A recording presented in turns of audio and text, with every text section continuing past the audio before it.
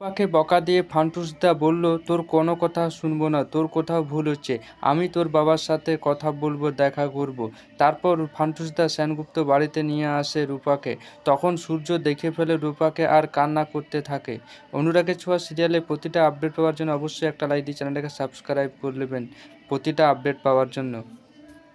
দীপার অজ্ঞান ফিরে আর নিজের হাতটা দেখে বাঁধা আছে। তখন দীপা মনে পড়ে মা রাস্তায় পড়ে আছে, আমাকে তাড়াতাড়ি যেতে হবে। তারপর দীপা একটা হাত খোলে হাতের। তখনই যে মেয়েটা দীপাকে দেখাশোনা করবে সে মেয়েটা দেখে ফেলে কি দীপা উঠে দাঁড়িয়েছে। তারপর দুজনের মধ্যে লড়াই হয়। তারপর সেই মেয়েটা দীপাকে ওষুধটা নাকে দিতে যায়। তখন উল্টো দীপা সেই মেয়েটার নাকে দিয়ে দেয় ওষুধটা, আর মেয়েটা অজ্ঞান হয়ে যায়।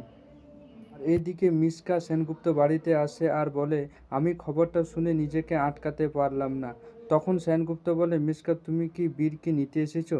তখন মিশকা বলে, না আঙ্কাল, বীর তো আমার রিলেটিভ, তাই আমি মাঝে মধ্যে বীরকে দেখা করতে আসতে পারি না। তখন সেনগুপ্ত বলে, দেখো বাড়ির কন্ডিশন ঠিক না, তুমি বরং পরে আসো, এখন তুমি এখান থেকে যাও। আর এদিকে সূর্য দীপা আর রূপার ফটো নিয়ে বলে, দীপা, যত দিন যাচ্ছে তত লড়াইটা কঠিন হয়ে যাচ্ছে। কোথায় আছো, কেমন আছো? খুব একটা একা একা লাগছে আমাকে। আমি জানি তুমি ঠিক আসবে একদিন না একদিন।